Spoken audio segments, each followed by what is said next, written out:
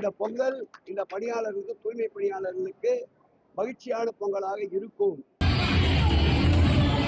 அந்த போகியில் அல்லவைகளை அகற்றுவதற்காக தீயிட்டு கொளுத்துவோமோ அதே போல் அல்லவைகளை தீக்கிரையாக்கி நல்லவைகளை பொங்கல் உதயசூரியனோடு வரவேற்போம்.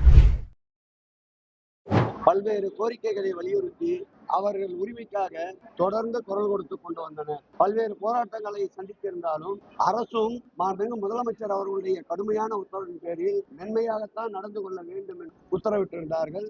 ஜனநாயக ரீதியில் அவர்களும் சட்டம் ஒழுங்கை காப்பாற்ற வேண்டும், விரும்பத்தகாத சம்பவங்கள் ஏற்படக்கூடாது என்பதற்காக கண்ணியத்தோடு நடந்து கொண்டதற்கு இன்றைக்கு முதலில் அவர்களுக்கு நன்றியும் பாராட்டுதலையும் தெரிவித்துக் கொள்கிறேன்.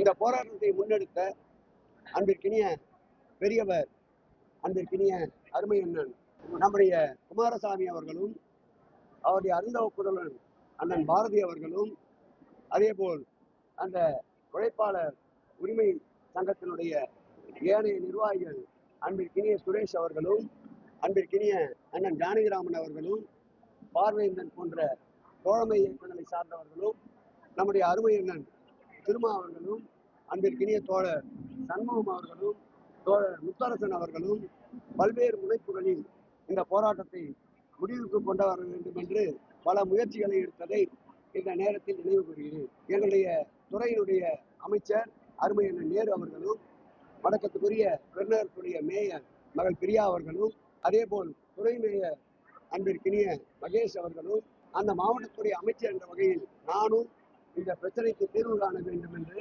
தொடர்ந்து அருமை தோழர் நண்பர் தம்பி பாரதி அவர்களுடன் தொடர் பேச்சுவார்த்தை நடத்தி அவருடைய கோரிக்கை அனைத்தையும் அரசுடைய கவனத்திற்கு கொண்டு சென்று அனைத்து கோரிக்கைகளும் இந்த மாத இறுதிக்குள் மீண்டும் பழையபடி மாநகராட்சி ஊழியர்களாக அவர்கள் பணியமர்த்தப்படுவார்கள் என்பதை மகிழ்ச்சியோடு தெரிவித்துக் கொள்கிறோம். இந்த பொங்கல் இந்த பணியாளர்களுக்கு, தூய்மை பணியாளர்களுக்கு மகிழ்ச்சியான பொங்கலாக இருக்கும்.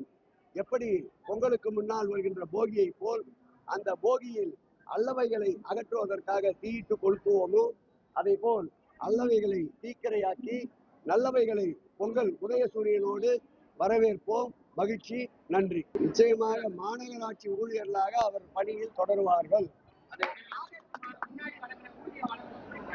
அதை குறித்து அரசு பரிசீலிக்கும். ஏற்கனவே உச்ச நீதிமன்ற தீர்ப்பு இருக்கின்றது. அவர்களும் தேர்ந்த வழக்கறிஞர், சீனியர் கவுன்சில் இல்லாமலேயே வாதாடக்கூடிய திறமையான வழக்கறிஞர்கள். அவர்கள் பால் வைத்திருக்கின்ற அன்பு கொண்டிருக்கின்ற அந்த ஊழியர் நலனுக்காக அவர்களும் இதை விட்டுத் தரமாட்டார்கள். நாங்களும் இருபுறமும் சட்டத்திற்குட்பட்டு என்னவெல்லாம் உதவி புரிய முடியுமோ அனைத்து உதவிகளையும் செய்வோம். அது நீதிமன்றத்தில் ஏற்கனவே வழக்கு நிலுவையில் உள்ளது. நீதிமன்ற இறுதி தீர்ப்பிற்கு பிறகு நீதிமன்றம் என்ன வழிகாட்டுகிறதோ அதை நடைமுறைப்படுத்த முயற்சி.